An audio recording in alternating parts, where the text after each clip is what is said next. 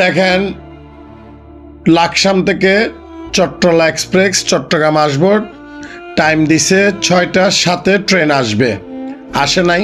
এই যে আমরা অপেক্ষা করতেছি ফকিরের মতো, প্ল্যাটফর্মে শুয়ে আছি, ভালো কোনো বসার জায়গা নাই, বাথরুম নাই। তো কি বলবো, একটা অবস্থা।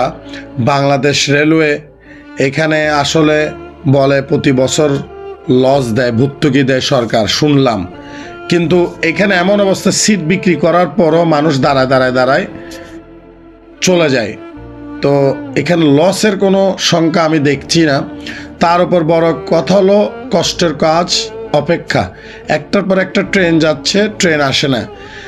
মানুষ 1 ঘন্টা 2 ঘন্টা অপেক্ষা করতে পারে, যে টাইমটা নির্ধারণ করে দিছে তার থেকে এত দেরি কেন?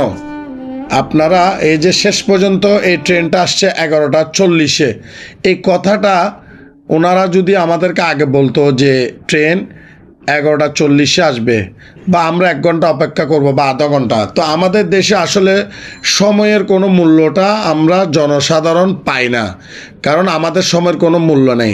আপনারা উন্নত বিশ্বের দিকে তাকান, ওদের 10টা মিনিটও অনেক মূল্যবান, কারণ এই কারণেই আমাদের দেশ অনেক পিছিয়ে আছে।